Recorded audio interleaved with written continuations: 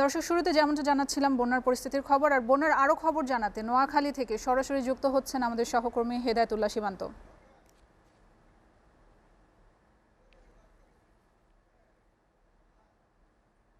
সীমান্ত, নোয়াখালীর বন্যা এ পর্যন্ত ক্ষয়ক্ষতি কেমন হয়েছে, আর ত্রাণ সহায়তায় বা কী ধরনের চ্যালেঞ্জ মোকাবেলা করতে হচ্ছে?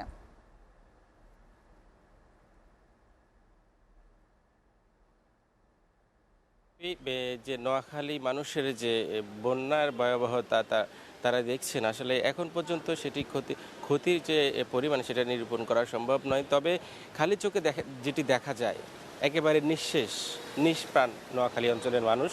আমি এখন নোয়াখালী শহরের যে সার্কিট হাউস রোড সেখানে আছি। সেখানের অবস্থা যদি আপনাকে একটু দেখাতে চাই, কারণ হচ্ছে এই গতকাল বৃষ্টির পরে কিন্তু নোয়াখালী শহরে আবারও পানি বৃদ্ধি পেতে শুরু করেছে। সেখানের একেবারে অবস্থা আপনি যদি দেখছেন, একেবারে শহরের প্রাণকেন্দ্র নোয়াখালী শহরের কিন্তু মহাসড়কের যে একটি অংশ পুরোটাই ডুবে গেছে।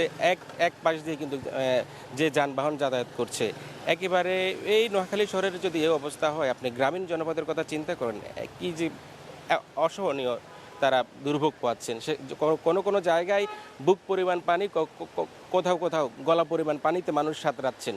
এই যে গ্রামীণ জনপদের অর্থাৎ দুর্বিষহ জীবনযাপন করছেন একেবারে দুর্গম এলাকার মানুষ, তাদের যে জীবন হাহাকার নেমে এসেছে। অর্থাৎ যে আশ্রয়কেন্দ্রগুলো দুর্গম এলাকায় রয়েছে সেগুলোতে এখন ত্রাণ পৌঁছানো জরুরি। একটা জায়গায় এখন সবাইকে দৃষ্টি দিতে হবে, যে দুর্গম এলাকাগুলো রয়েছে সেখানে কিন্তু ত্রাণ ঠিকমতো পৌঁছছে না। অর্থাৎ রাস্তাঘাট, বাজার, যেখানে কাছাকাছি যে আশ্রয়কেন্দ্রগুলো আছে সেখানে অনেকেই বারবার ত্রাণ পাচ্ছেন, কিন্তু দুর্গম এলাকায় যারা আছেন তারা কিন্তু ত্রাণ পাচ্ছেন না। সেই জায়গাগুলো নিশ্চিত করা দরকার। আমরা এখন এই যে নোয়াখালী শহরে যারা রাজনৈতিক নেতারা আছেন তাদের সাথে একটু কথা বলবো। আসলে যে এখানে যে একজন আছে নুরুল ইসলাম খান, তার সাথে একটু কথা বলতে চাই।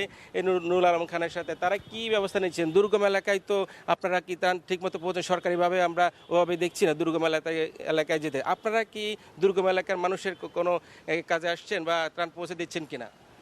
না জি, ধন্যবাদ। আসলে বর্তমানে যে সিচুয়েশন দাঁড়াচ্ছে, যেটা আমি 50 বছরও আমাদের বাবারা বলতেছে, মারা বলতেছে 50 বছরে এরকম পানি দেখেনি। এখন গতকালকে আমাদের কোম্পানিগঞ্জ, নোয়াখালীর কোম্পানিগঞ্জের ওই যে মুসাফুরের এটা বাঁধটা ভেঙে গেছে এবং সুইচটা ভেঙে গেছে। এরপরে আজকে সকালে আমাদের নোয়াখালী মাইজদি শহরও আরও 1 থেকে 1.5 ফুট পানি বেড়ে গেছে।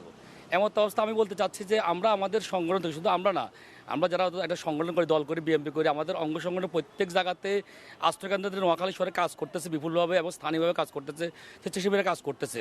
কিন্তু সমস্যাটা হচ্ছে সেটি হচ্ছে যে আমাদের যে বিভিন্ন যে গ্রামগঞ্জ এবং ইউনিয়নগুলো, বিশেষ করে আমাদের এখানে রেল লাইনের পূর্ব পাশে আমাদের যে অঞ্চলগুলো আছে, এখানে যাওয়ার কোনো স্বাভাবিকভাবে যাওয়ার কোনো ব্যবস্থা নেই। এখানে আমার বোট নিয়ে কিংবা স্পিড বোট নিয়ে যেতে হবে। আমাদের সদর পশ্চিম অঞ্চলে যে চরমট ওয়াজ বা ইউনিয়ন, কালাদার ইউনিয়ন, ওই অঞ্চলগুলোতে আমাদের ব্যাপক পরিমাণের মানুষের যে দুর্দশা এবং যে কষ্ট, সেটি খুবই অবর্ণনীয়। এবং আমি মনে করি যে আজকে পানি যে গ্রামের দিকে যে আমাদের অনেক স্বেচ্ছাসেবীরা বাইরে যাচ্ছে, আমরা আমাদের বিএমপি সহ অঙ্গ সহযোগী সংগঠন সবাই যার সামর্থ্যের মধ্যে কাজ করতেছে। কিন্তু একটি জিনিস লক্ষণীয়, নোয়াখালীতে যারা আমাদের অনেক জনাঢ্য ব্যক্তিরা, শিল্পপতিরা আছেন, কিন্তু যেভাবে এগিয়ে আসা দরকার এভাবে এগিয়ে আসতেছে না। আমি যেটা দেখছি যে আমাদের এখানে বিশেষ করে সদর পূর্ব অঞ্চলে যে আমাদের অশ্বদী ইউনিয়ন, নেয়াজপুর ইউনিয়ন এবং আমাদের কবিরাট কোম্পানিগঞ্জ সহ আমাদের এই নোয়াখালীতে 91টা ইউনিয়ন আছে। এর মধ্যে প্রায় 70টা ইউনিয়ন কিন্তু গলা পর্যন্ত পানি হয়ে গেছে। এখন এমন অবস্থায় মানুষের যে স্বাভাবিক যে জীবনযাত্রা সেটা নেই, এবং শিশু বাচ্চারা, এখনকার যে মানুষের যে সর্দি কাশি মেডিসিন, সাধারণত এই যে জ্বর হলে, কাশ হলে যে মেডিসিন পাওয়ার যে সুযোগ, সেটি কিন্তু খুবই নেই। এবং যাওয়ার মতো উনি যেমনটি বলছিলেন, আসলে অবর্ণনীয় মানুষ কষ্ট করছেন। নোয়াখালীর যে 9টি উপজেলা রয়েছে, আমি যদি সেনবাগ এবং সোনাইমুড়ির কথা বলি, সোনাইমুড়ির এবং সেনবাগের বর্তমান অবস্থা খুবই ভয়াবহ। সেখানে মানুষ মানবেতর জীবনযাপন করছেন। এখন সবারই একটাই প্রত্যাশা, গ্রামীণ জনপদে যেন যারা আশ্রয় নিয়েছেন আশ্রয়কেন্দ্রে এবং যারা কষ্ট করছেন তাদের পাশে দাঁড়ানোর জন্য, তাদের কাছে ত্রাণ সহায়তা পাঠানোর জন্য এখন একটি আশা তাদের।